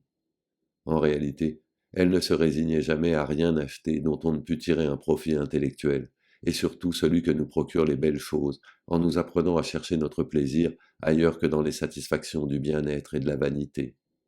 Mais quand elle avait affaire à quelqu'un un cadeau dit utile, quand elle avait à donner un fauteuil, des couverts, une canne, elle les cherchait anciens, comme si leur longue désuétude ayant effacé leur caractère d'utilité, ils paraissaient plutôt disposés pour nous raconter la vie des hommes d'autrefois que pour servir aux besoins de la nôtre. Elle eût aimé que j'eusse dans ma chambre des photographies des monuments ou des paysages les plus beaux, mais au moment d'en faire l'emplette, et bien que la chose représentée eût une valeur esthétique, elle trouvait que la vulgarité, l'utilité reprenaient trop vite leur place dans le mode mécanique de représentation, la photographie. Elle essayait de ruser et sinon d'éliminer entièrement la banalité commerciale, du moins de la réduire, d'y substituer pour la plus grande partie de l'art encore, d'y introduire comme plusieurs épaisseurs d'art. Au lieu de photographies de la cathédrale de Chartres, des grandes eaux de Saint-Cloud, du Vésuve, elle se renseignait auprès de Swann si quelques grands peintres ne les avaient pas représentés, et préférait me donner des photographies de la cathédrale de Chartres par Corot, des grandes eaux de Saint-Cloud par Hubert Robert, du Vésuve par Turner, ce qui faisait un degré d'art de plus. Mais si le photographe avait été écarté de la représentation du chef-d'œuvre ou de la nature et remplacé par un grand artiste, il reprenait ses droits pour reproduire cette interprétation même. Arrivée à l'échéance de la vulgarité, ma grand-mère tâchait de la reculer encore. Elle demandait à Swann si l'œuvre n'avait pas été gravée, préférant, quand c'était possible, des gravures anciennes et ayant encore un intérêt au-delà d'elles-mêmes, par exemple celles qui représentent un chef-d'œuvre dans un état où nous ne pouvons plus le voir aujourd'hui, comme la gravure de la scène de Léonard avant sa dégradation par Morgan. Il faut dire que les résultats de cette manière de comprendre l'art de faire un cadeau ne furent pas toujours très brillants. L'idée que je pris de Venise d'après un dessin du Titien, qui est censé avoir pour fond la lagune, était certainement beaucoup moins exacte que celle que m'eussent donnée de simples photographies. On ne pouvait plus faire le compte à la maison, quand ma grand-tante voulait dresser un réquisitoire contre ma grand-mère, des fauteuils offerts par elle à de jeunes fiancés ou à de vieux époux qui à la première tentative qu'on avait faite pour s'en servir, s'était immédiatement effondré sous le poids d'un des destinataires. Mais ma grand-mère aurait cru mesquin de trop s'occuper de la solidité d'une boiserie où se distinguait encore une fleurette, un sourire, quelquefois une belle imagination du passé. Même ce qui dans ces meubles répondait à un besoin, comme c'était d'une façon à laquelle nous ne sommes plus habitués, la charmait comme les vieilles manières de dire où nous voyons une métaphore effacée dans notre moderne langage par l'usure de l'habitude.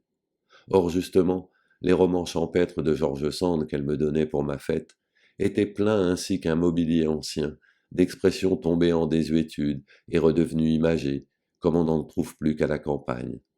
Et ma grand-mère les avait achetés de préférence à d'autres, comme elle eût loué plus volontiers une propriété où il y aurait eu un pigeonnier gothique, ou quelqu'une de ces vieilles choses qui exercent sur l'esprit une heureuse influence en lui donnant la nostalgie d'impossibles voyages dans le temps. Maman s'assit à côté de mon lit. Elle avait pris François le Champy, à qui sa couverture rougeâtre et son titre incompréhensible donnaient pour moi une personnalité distincte et un attrait mystérieux. Je n'avais jamais lu encore de vrais romans. J'avais entendu dire que George Sand était le type du romancier.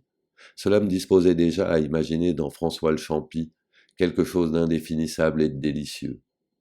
Les procédés de narration destinés à exciter la curiosité ou l'attendrissement, certaines façons de dire qui éveillent l'inquiétude et la mélancolie, et qu'un lecteur un peu instruit reconnaît pour commun à beaucoup de romans, me paraissaient simplement, à moi qui considérais un livre nouveau, non comme une chose ayant beaucoup de semblables, mais comme une personne unique, n'ayant de raison d'exister qu'en soi, une émanation troublante de l'essence particulière à François le Champy. Sous ces événements si journaliers, ces choses si communes, ces mots si courants, je sentais comme une intonation, une accentuation étrange.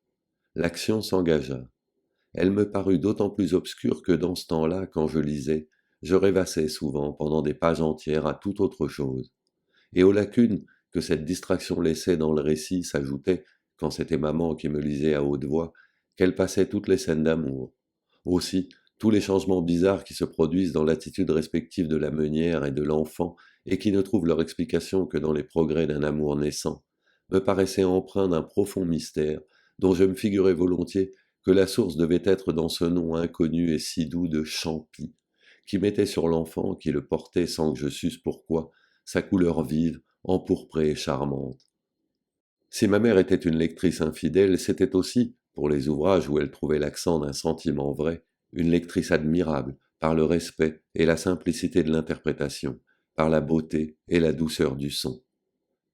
Même dans la vie, quand c'étaient des êtres et non des œuvres d'art qui excitaient ainsi son attendrissement ou son admiration, c'était touchant de voir avec quelle déférence elle écartait de sa voix, de son geste, de ses propos. Tel éclat de gaieté qui eût pu faire mal à cette mère qui avait autrefois perdu un enfant, tel rappel de fête d'anniversaire qui aurait pu faire penser ce vieillard à son grand âge, tel propos de ménage qui aurait paru fastidieux à ce jeune savant. De même, quand elle lisait la prose de George Sand qui respire toujours cette bonté, cette distinction morale que maman avait appris de ma grand-mère à tenir pour supérieure à tout dans la vie, et que je ne devais lui apprendre que bien plus tard à ne pas tenir également pour supérieure à tout dans les livres, attentive à bannir de sa voix toute petitesse, toute affectation qui eût pu empêcher le flot puissant d'y être reçu, elle fournissait toute la tendresse naturelle, toute l'ample douceur qu'elle réclamait à ces phrases qui semblaient écrites pour sa voix, et qui pour ainsi dire tenaient tout entière dans le registre de sa sensibilité. Elle retrouvait pour les attaquer dans le ton qu'il faut, l'accent cordial qui leur préexiste et les dicta, mais que les mots n'indiquent pas.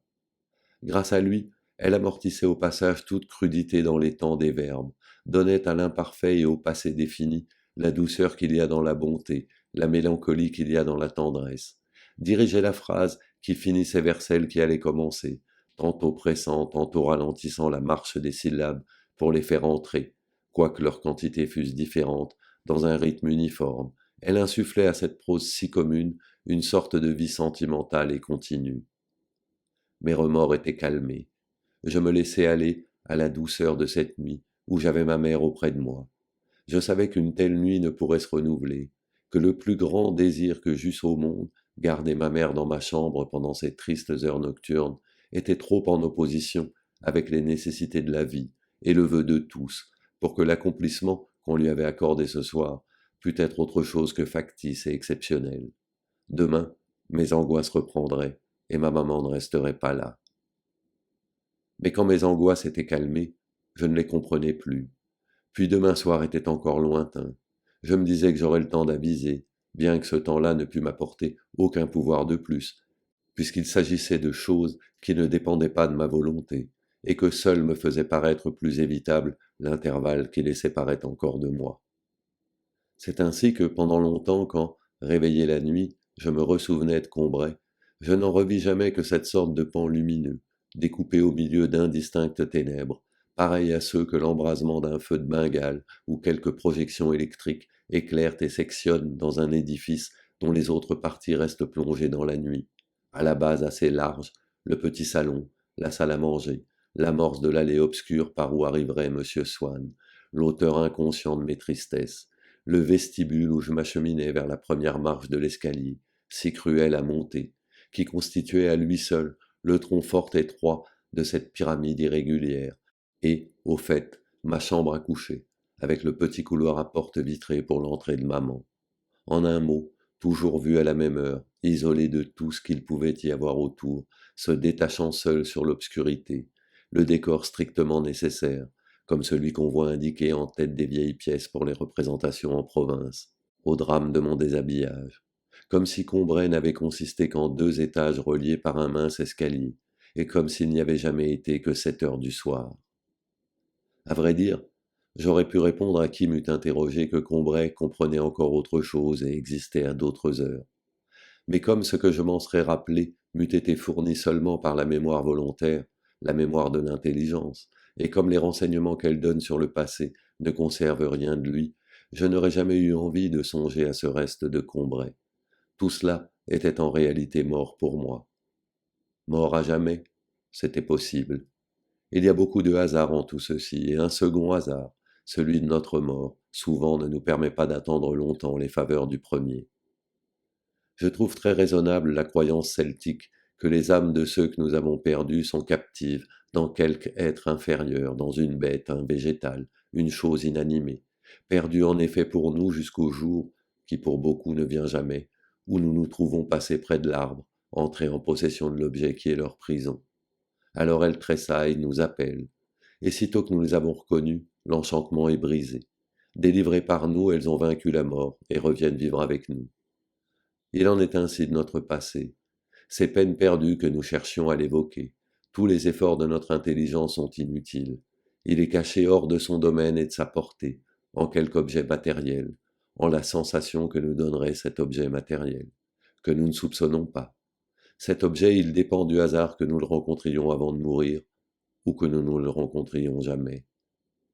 Il y avait déjà bien des années que, de Combray, tout ce qui n'était pas le théâtre et le drame de mon coucher n'existait plus pour moi. Quand un jour d'hiver, comme je rentrais à la maison, ma mère, voyant que j'avais froid, me proposa de me faire prendre contre mon habitude un peu de thé. Je refusai d'abord et, je ne sais pourquoi, me ravisai. Elle envoya chercher un de ces gâteaux courts et dodus appelés Petite Madeleine, qui me semble avoir été moulé dans la valve rainurée d'une coquille de Saint-Jacques. Et bientôt, machinalement, accablé par la morne journée et la perspective d'un triste lendemain, je portai à mes lèvres une cuillerée du thé où j'avais laissé s'amollir un morceau de madeleine.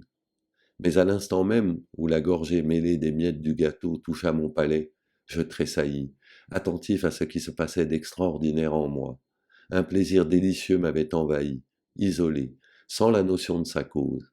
Il m'avait aussitôt rendu les vicissitudes de la vie indifférentes, ses désastres inoffensifs, sa brièveté illusoire, de la même façon qu'opère l'amour en me remplissant d'une essence précieuse. Ou plutôt cette essence n'était pas en moi, elle était moi. J'avais cessé de me sentir médiocre, contingent, mortel. D'où avait pu me venir cette puissante joie? Je sentais qu'elle était liée au goût du thé et du gâteau, mais qu'elle le dépassait infiniment, ne devait pas être de la même nature. D'où venait-elle? Que signifiait-elle? Où l'appréhender?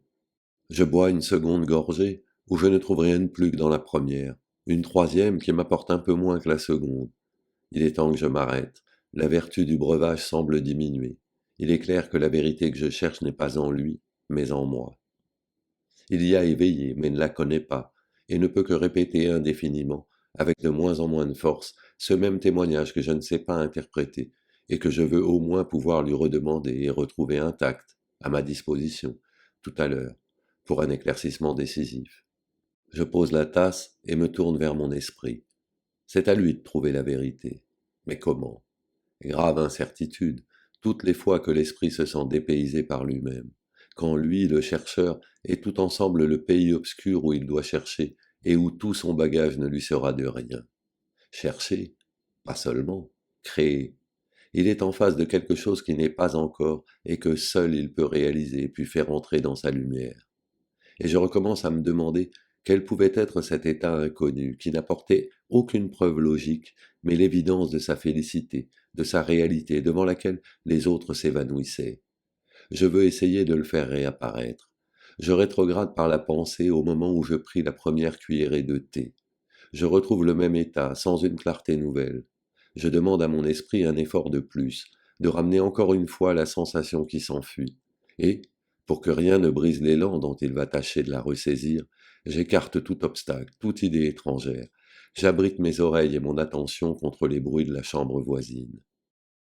Mais sentant mon esprit qui se fatigue sans réussir, je le force au contraire à prendre cette distraction que je lui refusais, à penser à autre chose, à se refaire avant une tentative suprême. Puis une deuxième fois, je fais le vide devant lui, je remets en face de lui la saveur encore récente de cette première gorgée, et je sens tressaillir en moi quelque chose qui se déplace, voudrait s'élever, quelque chose qu'on aurait désancré à une grande profondeur.